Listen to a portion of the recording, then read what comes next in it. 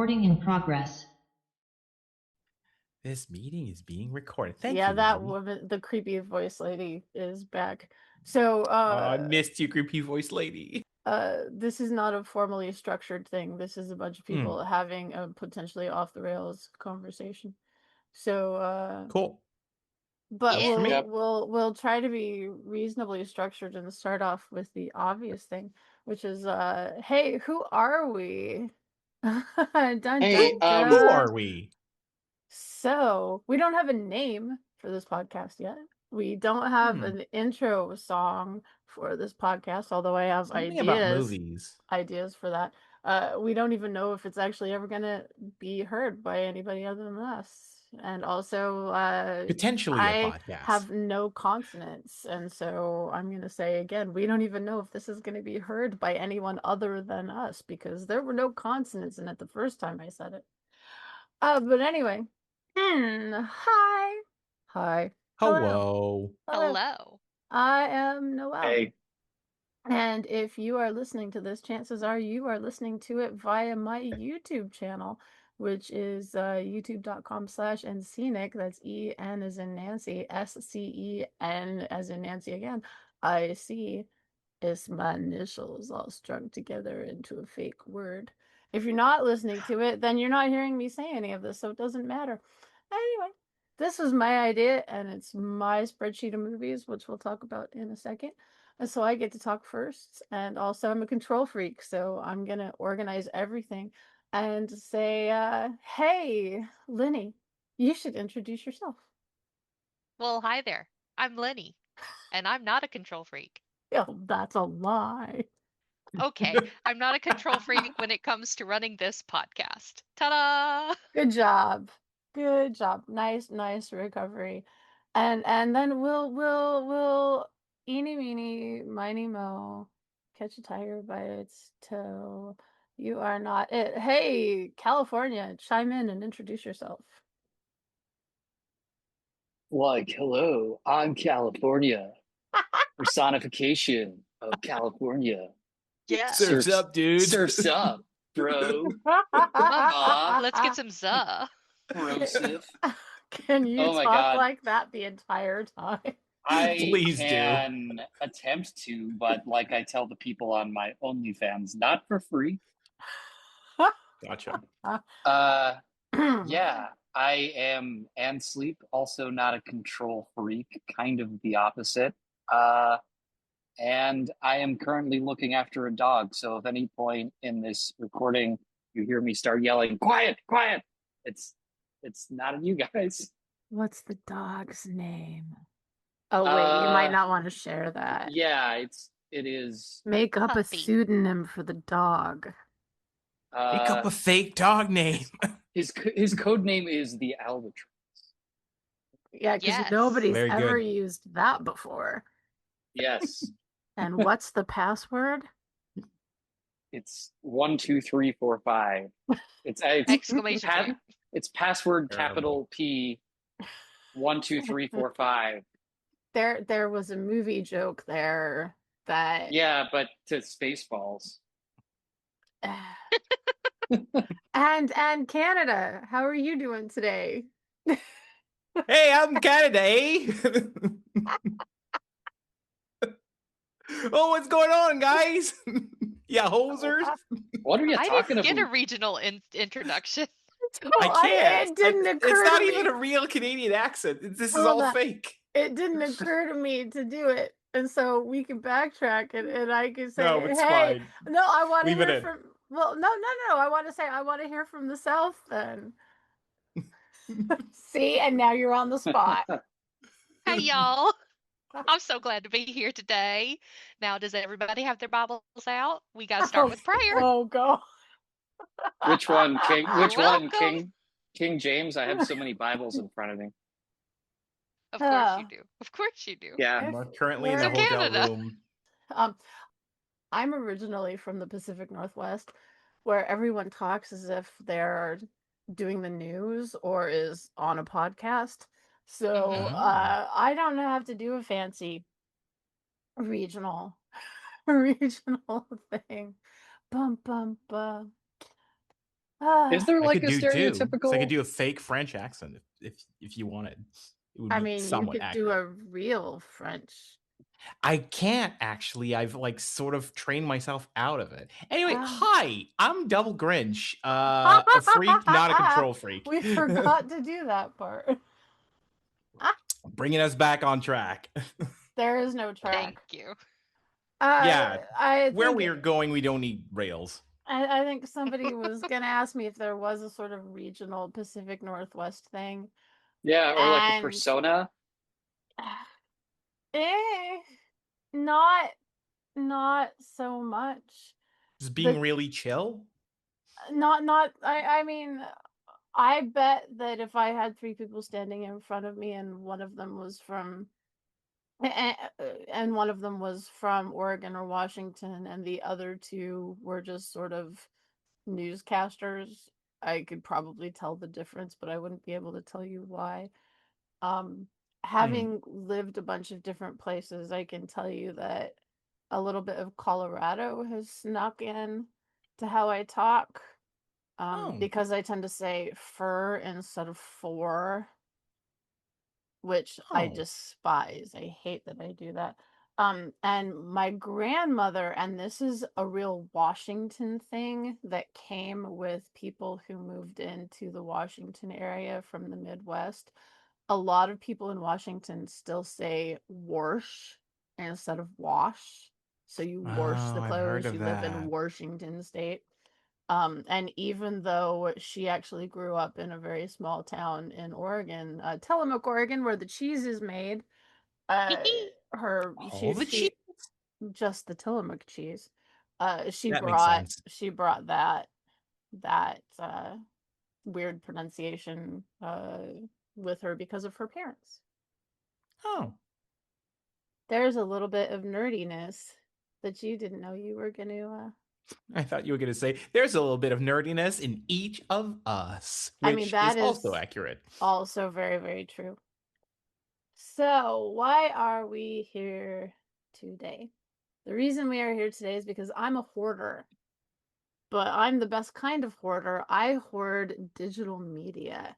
So I can walk through my house without tripping over anything, but I have to constantly buy new hard drives. And also, when I'm feeling depressed, I like to make lists of things because it makes me feel like I have control over my life. So Very I decided to relatable. make a spreadsheet of all of my digital media. And what that means in practice is that I have what I call the hypothetical media spreadsheet. I also have a hypothetical television spreadsheet, and I've just started the hypothetical reading library spreadsheet, but we don't care about those other two right now. But the hypothetical media inventory spreadsheet, which is currently up to date, has 1,786 entries. That's a lot of Which hypothetical movies. is a lot of hypothetical movies. Hypothetically, the last thing on the list is Zootopia. And the That first tracks. thing on the list is Nine. Not Nine the musical, but Nine the animated film. So the first movie and the last movie are both animated films, which I think is really entertaining. But I also figure Bookends. maybe if I'm actually ever going to watch all these movies, I should have a reason to. And the reason is for us to talk about them.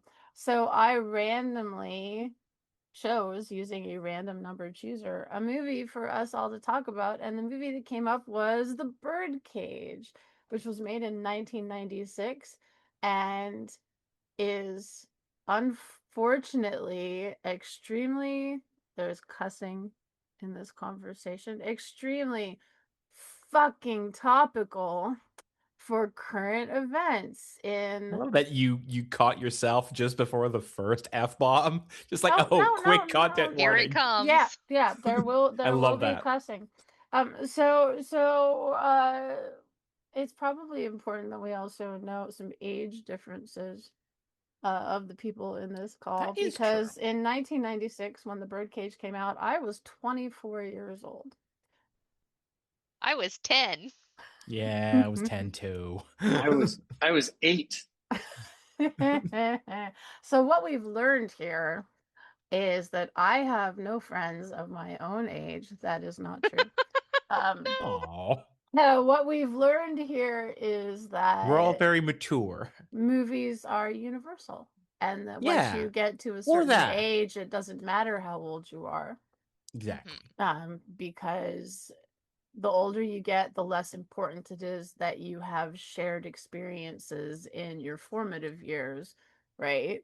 And we all have unique perspectives Hmm. So on the themes of this movie.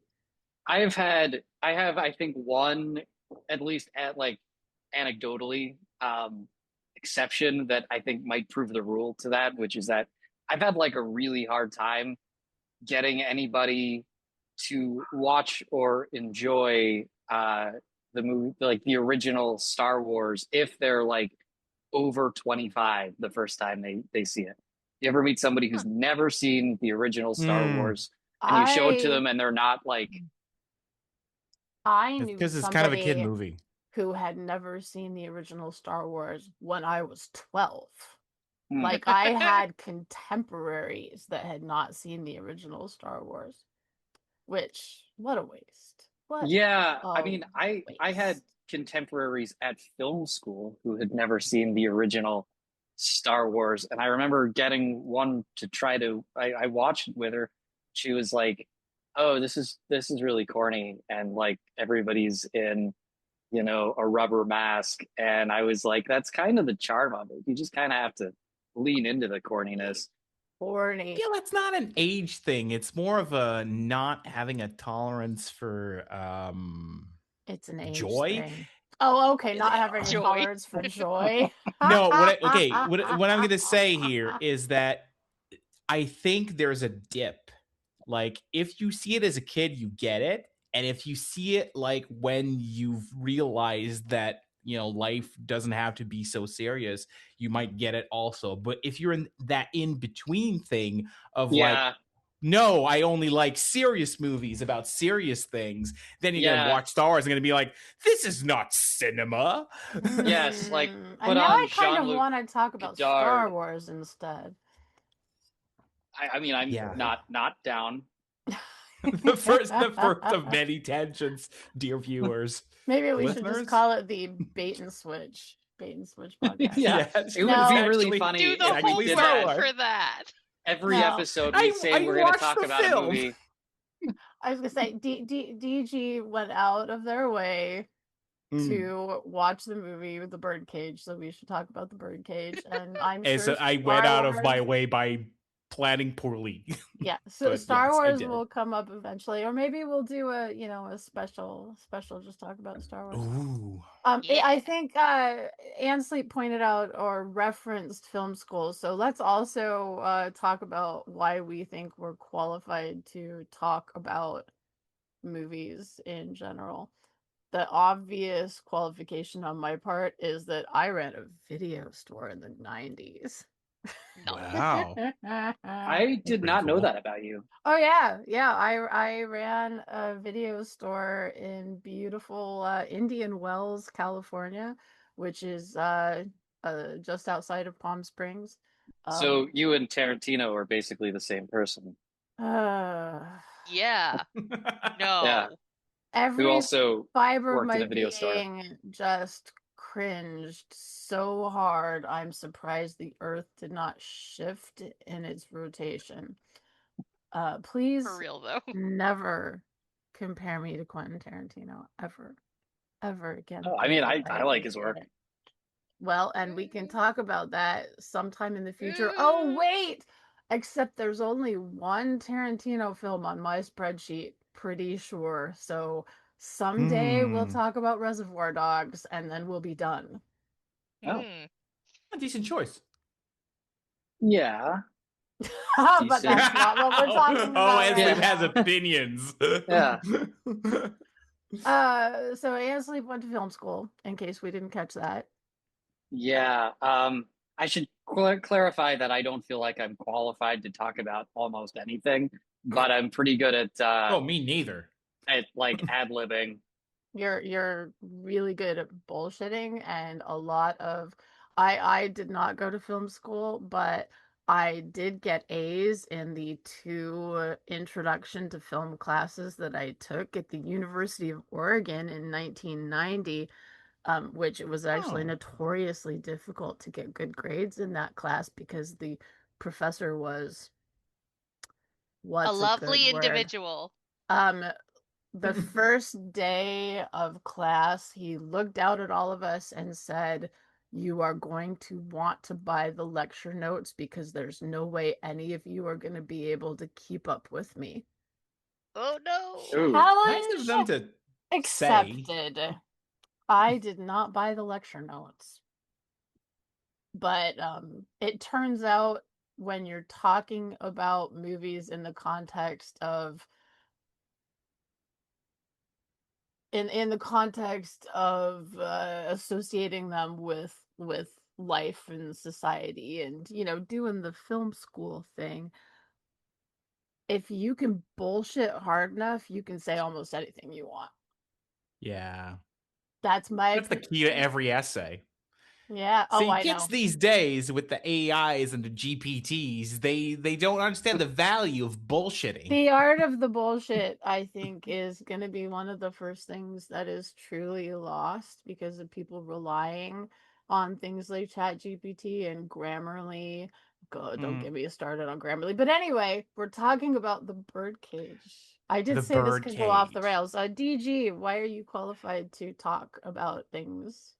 Oh, I'm not. I'm absolutely not. Okay, no, I have one qualification is I can say la cage aux folles with proper pronunciation. That's my only claim. That is my only qualification for this particular film. Now, I also did take a film class in college, but it was an intro to American cinema. We watched Boogie Nights and Vertigo. So, Okay. like, Those are pretty, good. We did not get to watch Vertigo. We had to watch Rope. Oh, that's a good Anyway. one too. I'm sorry. Yeah. Yeah, but like that's the barest of qualifications. I like movies. I enjoy a film. I enjoy a film or two. Yes, listeners, I regret to inform you that DG currently is sitting in front of a vintage poster of the seminal Arnold Schwarzenegger film Commando. It's Yes, a classic. a true classic. I've never seen Really. it. It's not on the spreadsheet. We can add it. I own it. Let's watch it right now. Let's watch it right now on video. We live react. So no. We should Linny. do that once. Bonus Oh, episode. we'll do a live react of something, but I get to choose, and you're not gonna like it. Oh, you're not into it being Commando specifically? Okay, fine, I guess. So, Linny, why are you qualified to talk about things? I worked at a cinema for 7 years, and that is a lot of half-seen movies as you go in to check and make sure that no one's making out in the last row. So I'm half qualified on half of a lot of movies. If you have questions about going to the movie theater, Linny your is here gal. for you. What's the like worst movie to only see half of? Is it like Oh yeah, do you have a what do you regret Yeah. the most never getting to see all of? If you had asked me while it was happening, I had a list of things that were spoiled for me because I walked in like right at the climactic moment and went, "Ah, shit balls." So my favorite one to walk was Chicago. That came out during my tenure as an usher, and it came out twice because they brought it back into theaters. I believe because it was nominated for a lot of awards. Yeah, they wanted big time money cash in because it was nominated for a ton of awards. Well, it was lovely for me because walking that was hilarious and always a good time. You always walked into the middle of a musical number. Perfect. Loved it. No notes. The grossest movie to walk was Finding Nemo. The amount of people who had sex in Finding Nemo is Oh. just deplorable. Oh no. I still Why is that have number not nightmares. 0? You would think. Oh. You would I think. would have Because of the thought. kids. Because of the children, yes. Oh no. And it didn't matter how full the auditorium was. We were finding stuff. Wow. It's what is it about that? It's the fish, isn't it? I guess the I fish mean- or the music was an aphrodisiac. The colors, I don't know. There's Kiddies, do not take your date to Finding Nemo. Go to Saw like a normal dumbass. Yeah, if you Yeah. go to the horror movie where there's lots of jump scares, your partner may be terrified and cling to you. And cling to you. And Also, And then you could turn probably your not passions children. into a different way. when you're in a movie theater, you can cling, but you should not cleave. This is very Yee. important. Clinging, Please and thank you. yes. Cleaving, no. But anyway, there are the cinemas for that. They're Birdcage. special cinemas which are marked, which are identified. Even in those cinemas, you aren't supposed to cleave. Oh, I know you aren't supposed to cleave, but I've heard stories. Yes. So, The Birdcage, 1996. This is what I tell to people who haven't seen a movie yet, and I'm trying really hard not to say film because I don't want us to sound like we're film school graduate people, except for Andsleep. I want to say movie because that's what the general population goes to see, is a movie, right? Yeah. So I'll go to the movies. let's all go to the movies. Anyway, Go to the movies. wow. I am going to start off That's such with a what pity I wow. do for all of my friends if they haven't seen a movie and they don't want to be spoiled. I'm going to give my spoiler-free review of The Birdcage, and when I do a spoiler-free review of a movie, it's a review of the soundtrack. That could include the score if there is one, or if there's no score, then just the actual soundtrack. And I'm going to do that out of 5. And I'm actually going to give The Birdcage a 3 out of 5. And the reason it gets a 3 is that it's very listenable. It works very well with the movie. Most of the music, no, I take that back. All of the music is diegetic. That is the correct word, right, Andsleep? That's the correct word. Diegetic, which means that the music in the movie is being experienced by the characters because it's happening to them or with them in the movie and not just for our benefit. That's one of the great things about movies that don't have orchestral scores is you don't have something that's whamming you in the face with the emotion that they want you to feel. With that said, and part of it is because I was 24 years old in 1996. So when you look at the soundtrack for The Birdcage, you have like Gloria Estefan, who was not yet Gloria Estefan. Right. It was you got a lot of sort of Miami music that went on to be from people who were super palatable to the white kids is the way I'm gonna put it. And that's kind of why I'm giving this soundtrack a 3, is that it's super palatable because they didn't just want the gay kids to watch it. They didn't just want the drag queens to watch it, right? They wanted everybody to watch it. And I don't think I think that the opportunity to be a little subversive with the soundtrack existed, and they did not take it. This also works well as a review for the movie overall. Yeah, a little bit. I would tend to agree with that. That's how my fair. spoiler-free reviews of the music work. I'm really saying something about the movie without giving anything away. Yes. Dun dun dun. So, does anybody have anything they want to say? I generally agree with that. It is a good movie. It's every time I watch it, which it used to be for whatever reason, it used to just play on cable when Yeah. I was a teenager all the time. I'm always like, it's a very funny movie. Uh, there's that line near the beginning where Hank Azaria's character gives Nathan Lane's character a pill, and he's like, "It's a Pirin," Yeah. and Period yeah, tags. it's like, "What are you doing? You're giving him drugs?" No, it's just an aspirin with the A and the S shaped. Yeah. I love that line. Yeah. So an anecdote that I heard.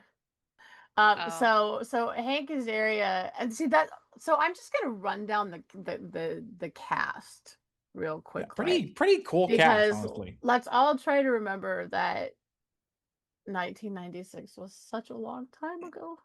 Yeah, it was literally 30 years ago. God, it was literally 30 years ago. So this movie stars Robin Williams. I'm gonna read it in the Yeah. order that it's on Wikipedia.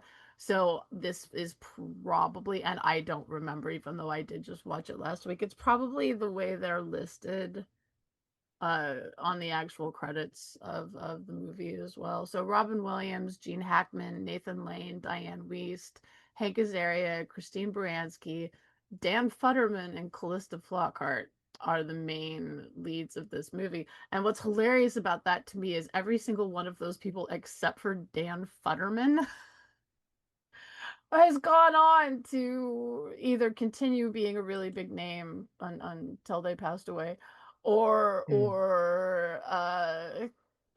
we don't know who the hell they are anymore. I Right. defy you, if you have not looked, to tell me any other thing Dan Futterman has ever been Zero in. clue.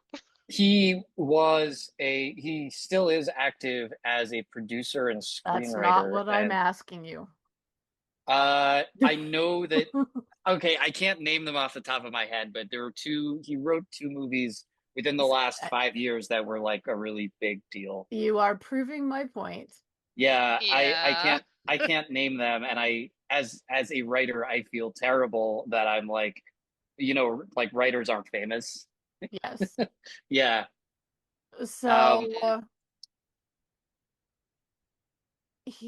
Dan Futterman has not acted in a movie since 2014. You may be thinking of Capote, Yes, which was which actually quite came a while out. ago. It came out in 2005. But also in 2014, he was nominated for Best Original Screenplay. Talking is so hard. For Best Original Screenplay for the movie Foxcatcher. Oh yeah, the wrestling murder The movie. weird wrestling yeah. And it Yeah. I is don't even know what that is. Yeah, I haven't seen that. yeah, it's based on the true story of 1987 Olympic wrestling champion Mark Schultz. And let's just say that there was family drama. But yeah, anyway, Dan Futterman, very, very appealing in this film, except that he's kind of a jackass. I was about to say, why are you saying appealing? Because I spent the entire time hating his face. Yeah, no, fuck that guy. I will say that he looks like he's about 40 in that he's supposed to be 20. and he does not look 20. In the 90s, that was like super common to have characters who he's were kind like of Dawson casted. Yeah. But when Robin Williams goes, "But you're only 20," I was like, "No, the fuck you are." You're not. So yeah, he was 28. That man is 37. He was 28 or 29. Which, yeah. Sorry, Dan. Yeah. But everybody else on that list went on or was already doing great things. The thing is that people, I'm just gonna say it, people of all of your generation. Oh wow. But there's a point to this. Already know that Hank Azaria is awesome, right? Yeah. You already know. Oh yeah, because yeah. I guess he was Hank new back Azaria then. has been awesome for ages, right? In 1996, Hank Azaria was primarily known for, shockingly, being a voice on The Simpsons, and Yeah. had a couple or two, or I don't know how many, had other TV roles. But when he played the character's name is Agador, when he played Agador in the Birdcage, he was one of the breakout stars of the Birdcage. And I could see that. again, this is anecdotally because I haven't seen it. I got told by somebody who did see it. Apparently, there's an interview with him where he says he was really concerned that he was going to alienate all of the sort of gay men who were supposed to be identifying with him and all of the country of Guatemala. Oh, no, no pressure. The entire And No country. pressure. what actually Yeah. turned out happening is that the, community of gay men that he was supposed to be the what did they call Mary Sue's before they were Mary Sue's? He was Self-insert. he I don't was know. he was supposed to be the touchstone, right, for Mhm. a certain facet of the gay community. They loved him, and he has said that he's never gotten a negative comment at all from any Guatemalan. Anyone he's spoken with has absolutely loved him. So So That's good yeah, to I know. love Hank Azaria. He's still on The Simpsons. well, yeah, Yeah. he'll be Yeah, on The Simpsons until The Simpsons until ceases to forever. exist. And I feel like if The Simpsons ceases to exist, that's like the seventh sign of the apocalypse, and we can all pack our bags Yeah, and it's wait for actually the like end times. it's darker than that for me because The Simpsons is basically exactly the same age as me. Uh, Mm. so it's been around my entire life except for Mhm. 1 year that I don't remember at all. And if it dies, I'll be like, what's gonna die next? Is Is it me? Me? No, wait, is The Simpsons like your portrait of Dorian Gray? Is your life It force explains so That's much. why it's getting worse. inexplicably linked to The Simpsons? Ouch, DG. One of you, like both of you have to exist. If one of you ceases to exist, then the other one's. It Anyway, that's really yeah, grim, and I'm sorry I said that out loud. But please it is don't a Mm. cancel The major Simpsons. it is a major cultural touch point for me, and it also exists partially for me in a world where they didn't make any of it after about 2003 Yeah. when yeah when like it sort of, I don't want to say stopped being relevant because like who judges those things, but it definitely Mm. like the classic run of it, which Yeah. people Ate out say of it. was season 6 through 9 but is actually like seasons Sure. 1 through 13 or 14. That's all that Mm. they ever made of it. And So I don't like The Simpsons. Even whoa, classic Simpsons? yeah, like, I sort So of. when I Because it's like, agree, but The Simpsons started out, it's hard to say The Simpsons without having a lot of sibilance, and I do yeah. have a thing in front of my microphone, but still, The Simpsons started out as an interstitial on the Tracy Ullman show, and the Tracy mm, Ullman show on, I think, Showtime was hilarious. It was hilarious, and I was a child. I always resented when The Simpsons popped up mm, because it you have a was, grudge. well, I had a grudge, and I'm a very visual person, and it was poorly animated. The voices were screechy, and it wasn't funny. I Oh, know I it was mean, funny to some people, but it wasn't funny to me. And so when it got to be like Mm, a real show, I was like, yeah, I like the theme song. I've watched the theme song a lot in the course of my adult life, but I never really watched the episodes. I have seen the mm, following episodes of The Simpsons. If it has a reference to Doctor Who, I have seen it. If it has a uh-huh. reference to the X-Files, I have seen it. Back before we found out he was a terrible person, I watched the Neil Gaiman one. But basically, I think I've seen 6 episodes of The Simpsons entirely. I'm now at the point in my life where if there's a meme somebody references, I do understand that it must have come from The Simpsons, because the only ones I'm not familiar with are probably from The Simpsons. But I'm gonna just blanket agree with everything that the two of you have said about which years were the good years, because I Yeah. didn't watch them, so they probably were. So the Tracy Ullman thing is an interesting little fact because my parents were also huge Tracy Ullman fans, I think, and they never. You I don't know mean, for sure. they've mentioned it before many times. My parents had a life before me, and then a life with me, and Wow. If that's not things, the truth of human existence yeah, right there, I don't know what is. the facets of their life before me are not things that I've ever felt the need to like delve too deeply into. For instance, Stop Making Sense, the Talking Heads concert film. They like that way too much, you know. And then I was like, when did it come out? Oh God. Wow, they like it way too much. Yeah, like I'm I sad. I I'm like so the sad Talking right now. Heads, but you know, your parents like something too much, and it kind of messes with that. So I yeah, can honestly say that I don't think that there is anything my parents quote like too much that I think has ruined it for me.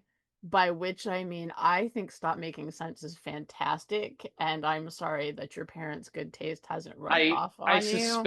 suspect I may have been conceived to it. That's Oh, more that's an information than interesting you Yeah, probably point. needed to know. if that's yeah, The that's what the I was kind of getting at with that. yeah, you need to be, you can't be subtle. I'm not good with subtle. Yeah. Yeah, my yeah. Yeah. My parents have never directly to me or indirectly to me in any way, shape, or form ever referenced my conception or any. Yeah. That's Same. not something that happened. That's not a topic of conversation. Yeah, I mean, there are a Times. lot of things they like that I also love and sort of came into independently of them, like a lot of like British comedy that's kind of beloved by comedy nerds, like Jeeves and Wooster, you know, things like that. Is that only beloved by comedy nerds? It's not. I wouldn't say that it's a household name in the same way that like even Monty Python Well, is. not in the United States, it's Not in the but U.S. at least. but I mean, technically speaking, you're British. Yeah, technically Oh, speaking, I wow. am. Um, for legal purposes, I am entirely British. Just Yes. ignore the California accent, brah. Yeah. But yeah, I mean, when I So, was in college, House was super popular, and I remember everybody I knew in college was shocked that Hugh Laurie was English. I mean, the people who cast Hugh Laurie were shocked that Hugh Laurie was English. Oh, really? That's awesome. That's Oh yeah. wild. Yeah. But anyway, we're talking about the Birdcage. Yes, we And are. I want to point out that I looked it up while we were having conversation, and Callista Flockhart also 28 Huh, Oh. in that huh. movie, which is astonishing Wow. to me because first of all, Yeah, she doesn't really look 28. Hollywood being what it is, she should have been like 12, right? Right. Yeah. And also she does look significantly younger than Dan Fetterman does. She does actually, yeah. But we're gonna do I'm gonna give a very brief rundown of what happens in this movie because I do think it's very topical. It is. Basically, you have a long and remember in 1996, gay marriage not legal. It's Yeah. very important, not legal yet. Which, of course, is an issue right now because I have a feeling that in the next couple of years, that is going to be challenged and that's going to be super depressing. But until then, we have the Birdcage, where you have a long-standing gay couple played by Robin Williams and Nathan Lane. They have a son. The son's name is Val. Robin Williams's character, Armand, had a fling 20 years ago with Christine Baranski's character, and she had a son, and she gave that son to Armand and Albert, who is Nathan Lane's character, to raise, and then disappeared out of their lives. That was the agreement. She went off to do her thing, and they got a baby, and it worked out great for them. Armand runs a drag club, and Albert is the star. I have not read the source material. I have not seen the source material. I don't know if the reason why Albert is a drag queen is because we just didn't talk about people potentially being transgender when Lacage was written. But I do think it's really interesting because not all, I mean, we all know not all drag queens are trans. Yeah. But an awful lot of drag queens are trans. I mean, there's an overlap there. But 1973 in France is that's a fair interpretation. I'm gonna say. Like, did we just not want to say the quiet part out loud? I don't know. That I'm not saying it was, but it tracks to now, me. Val goes off to school and falls in love. Falls in love with Barbara, played by Calista Flockhart. Oh, no, she doesn't like to be called Barbie. She doesn't like to be called Barbie. No, she really doesn't like to be called Barbie. Who is the daughter of a white ring. I have such a hard time saying that. A right-wing Republican senator who is all for things like family values and no abortions, and Black people are slightly inferior to everyone else, and those gays, oh my God, what are we going to do about them? And it's a good thing we weren't having the transgender conversation, because the senator probably would have dropped dead right on the screen. Mrs. Senator is Diane Wiest, and she's got, of course, that really sort of soft spoken thing that is sort of a trademark of her acting style. And we have a crisis that is precipitated by the fact that Senator Gene Hackman, I don't remember his character's name, and I don't care, because he's Gene Hackman. He's Gene Hackman. He's Gene Hackman. Yeah. He's Gene Hackman playing Gene Hackman. Yeah. Well, no, because Gene Hackman was not a right-wing asshole. Well, I mean, okay, so in mannerisms, I mean, Gene Hackman's character has formed a sort of Christian coalition kind of thing with another senator, and that senator promptly dies in bed with a Black underage prostitute. Like, oof. Just whammy, whammy, whammy, whammy, and you know, as a 54-year-old person, I now believe that was super realistic, and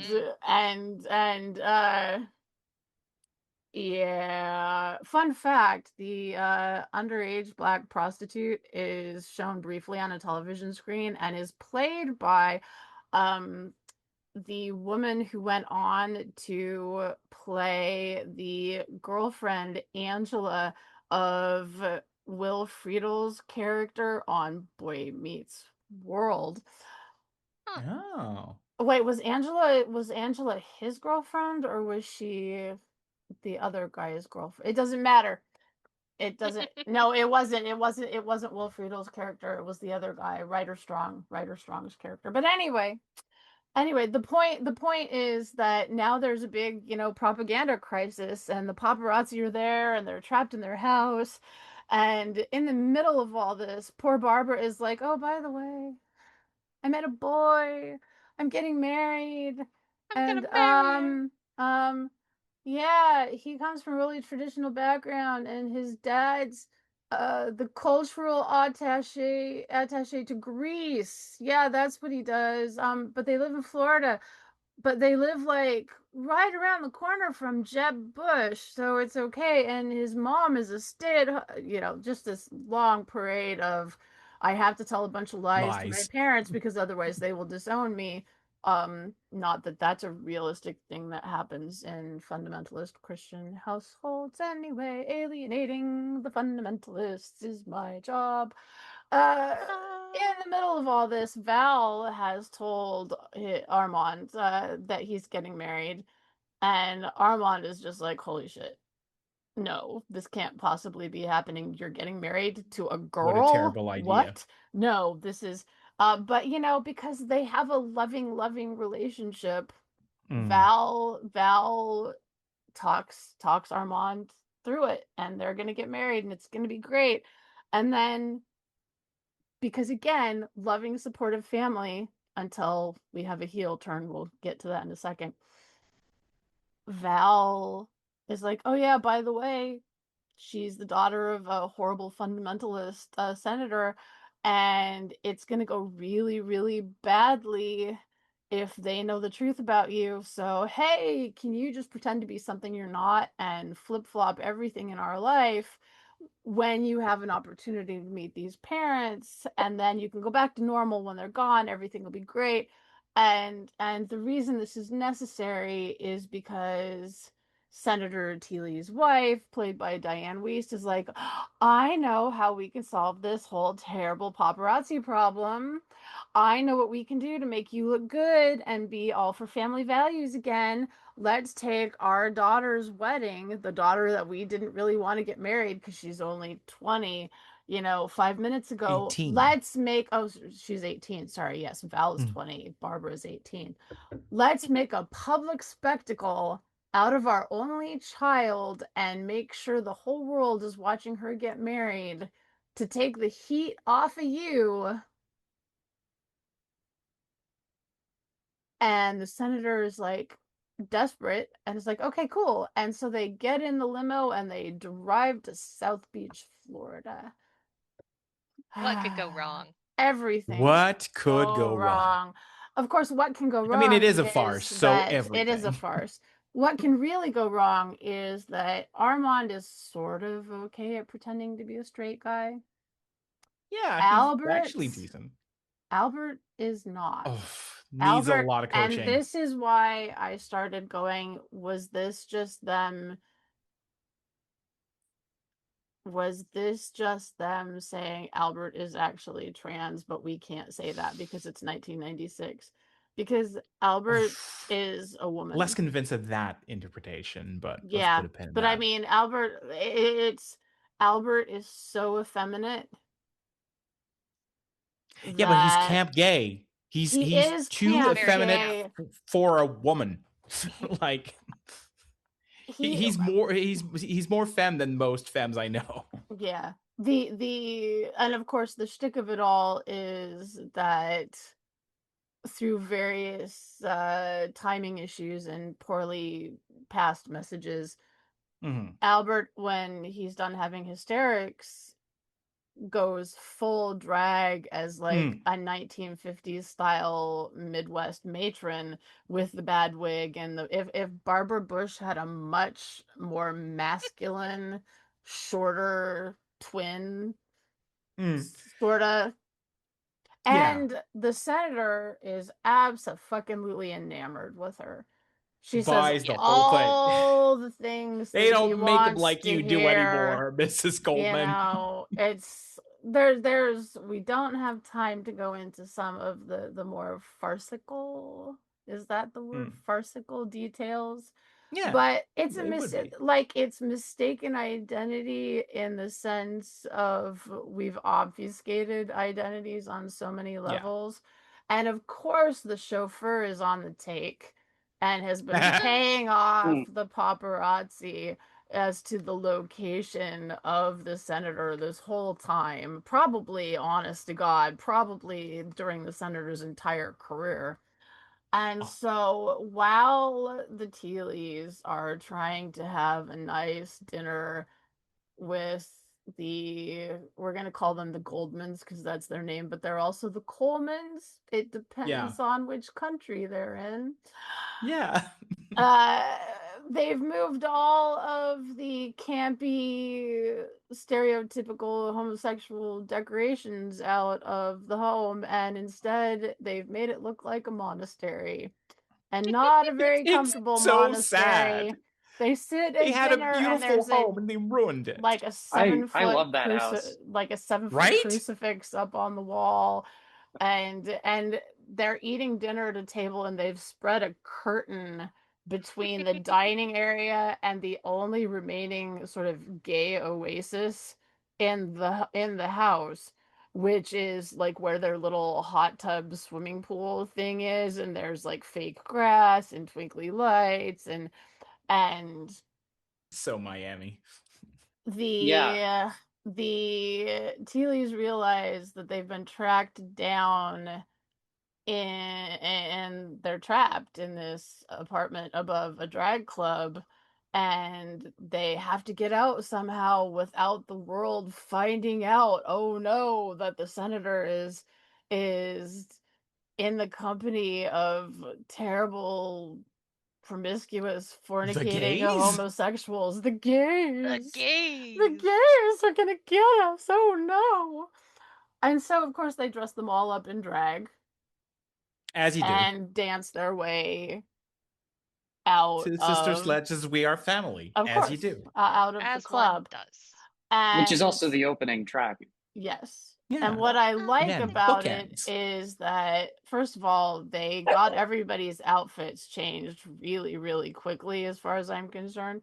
And Albert, of course, is now immaculately dressed in a black tuxedo and arguably is the most masculine as he's walking Senator TEELEY, who is experiencing an existential crisis because no one will hit on him as he's dressed up as a woman. He's escorting her out, and and the resolution is the kids get married and they don't hide it, and it's televised and all the people show up. And one of the reasons why I say that they had the opportunity to be subversive and they punted, they didn't go for it, because it's hard for me to watch something like this where it's like, oh, it's all lighthearted and happy and everything worked out and look, marriage, because for one thing, why is marriage the ultimate goal here?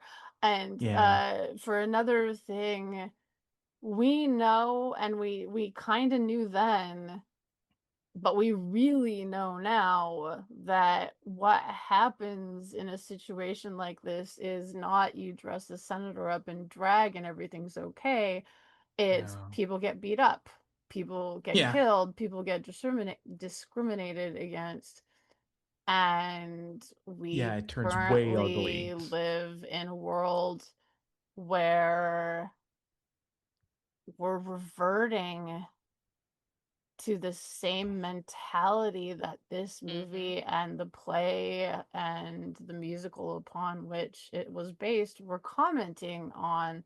We're returning to that situation where the gays are the problem. There's a poll quote that'd get me in trouble. The gays are not the problem. But everything that people are currently saying about the trans community is exactly what people said about the gay community. And people are starting to say it about the gay community again now. I feel like it's sort of, I agree, it's sort of strangely toothless in the end, because it's like Senator KEELEY's like, he's literally the co-founder of the Coalition for Moral Values or something like that. He's like, he's not just a Republican. He's like, he's conservative even for conservatives. He's Rick Santorum. And it's just sort of, they take the wig off of Albert, and he's like, oh, I'm so confused.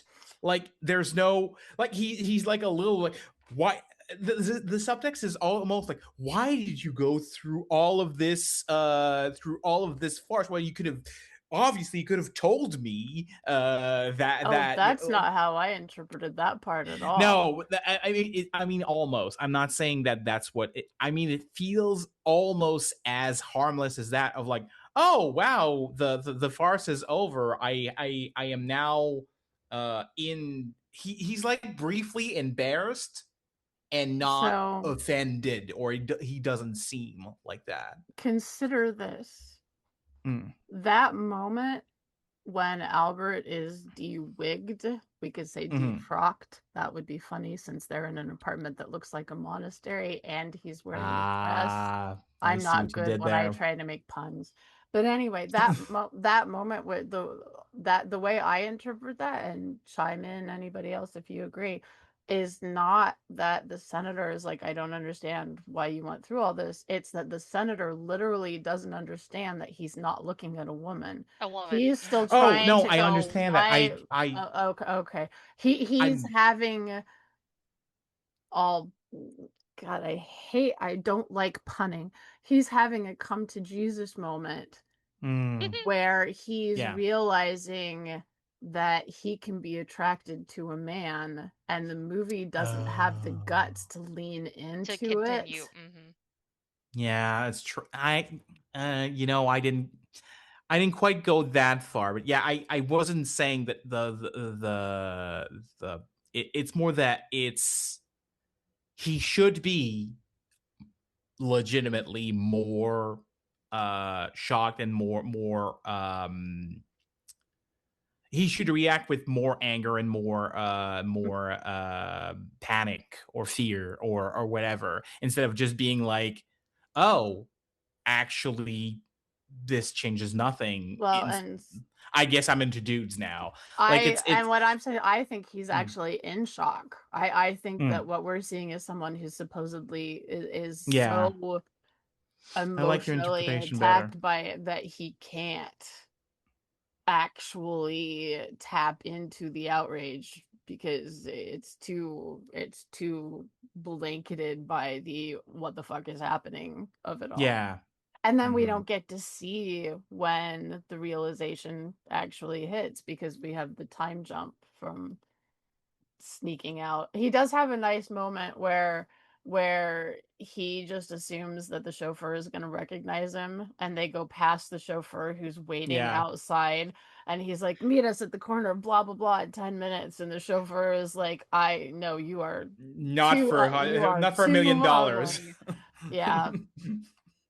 So yeah, it's it's more of a I was waiting for because I watched it for the first time just earlier, just before we started recording, and I guess it's very of its time, like it's a very 90s movies, but